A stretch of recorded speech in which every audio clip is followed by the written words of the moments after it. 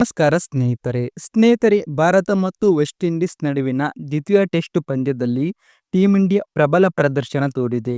ಎರಡನೇ ದಿನದಾಟದ ಅಂತ್ಯಕ್ಕೆ ಭಾರತ ಭರ್ಜರಿ ಮೊತ್ತ ಪೇರಿಸಿ 518 ರನ್ಗಳಿಗೆ ಡಿಕ್ಲೇರ್ ಅನ್ನ ಘೋಷಿಸಿದೆ.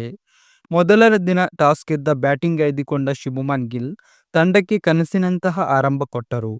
ಕೆಎಲ್ ರಾಹುಲ್ ಮತ್ತು ಯಶಸ್ವಿ ಜೈಸ್ವಾಲ್ ಜೊತೆಯಾಗಿ ಕಣಕ್ಕಿಳಿದರು.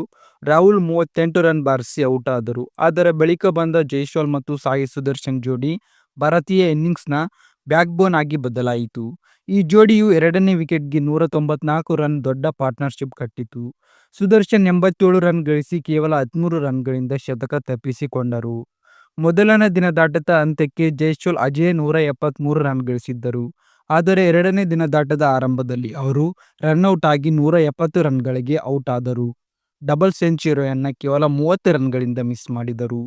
ಈ ಹಂತದಲ್ಲಿ ಶುಭ್ಮನ್ ಗಿಲ್ ಜವಾಬ್ದಾರಿ ಹೊತ್ತುಕೊಂಡರು. ಅವರು ಸಂಪೂರ್ಣ ವಿಶ್ವಾಸದ ಬ್ಯಾಟಿಂಗ್ ತೋರಿಸಿ ಕೇವಲ 196 ಎಸೆತಗಳಲ್ಲಿ 128 ರನ್ಗಳ ಅದ್ಭುತ ಶತಕ ಬಾರಿಸಿದರು.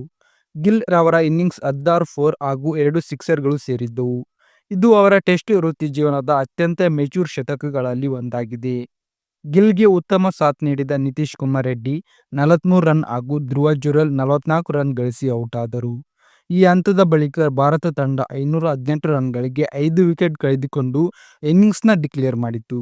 ವೆಸ್ಟ್ ಇಂಡೀಸ್ ಪರ ವಾರಿಕರ್ 3 ವಿಕೆಟ್ ಪಡೆದರೆ ಭಾರತೀಯ ಬ್ಯಾಟ್ಸ್ಮನ್ಗಳು ಎದುರು ಅವರು ಸಂಪೂರ್ಣ ಪರಿಣಾಮಕಾರಿಯಾಗಲಿಲ್ಲ. ಪಿಚ್ ಬ್ಯಾಟಿಂಗ್ಗೆ ಫ್ರೆಂಡ್ಲಿ ಇದ್ದರೂ ಭಾರತದ ಶಾಟ್ ಸೆಲೆಕ್ಷನ್ ಮತ್ತು ಟೆಂಪೋ ಅತ್ಯುತ್ತಮವಾಗಿತ್ತು. ಒಟ್ಟಿನಲ್ಲಿ ಈ ಪಂದ್ಯದಲ್ಲಿ ಟೀಂ ಇಂಡಿಯಾ ಸಂಪೂರ್ಣ ಹಾವಳಿಯನ್ನ ಮೆರೆದಿದೆ. ಮೊದಲ ಇನ್ನಿಂಗ್ಸ್ನಲ್ಲಿ ಭರ್ಜರಿ ಮೊತ್ತದ ಬಳಿಕ ಈಗ ಬೌಲರ್ಗಳ ಕಣ್ಮುಂದೆ ವಿಂಡೀಸ್ ಬ್ಯಾಟಿಂಗ್ ಲೈನ್ಅಪ್ನ ಸವಾಲು ಇದೆ. ಟೀಂ ಇಂಡಿಯಾ ಎರಡನೇ ದಿನದಾಟದ ಅಂತ್ಯಕ್ಕೆ ಪೂರ್ಣ ನಿಯಂತ್ರಣ ಕಾಯ್ದುಕೊಂಡಿದೆ ಮತ್ತು ಸರಣಿ ಗೆಲುವು ಈಗ ಕೇವಲ ಸಮಯದ ಪ್ರಶ್ನೆ.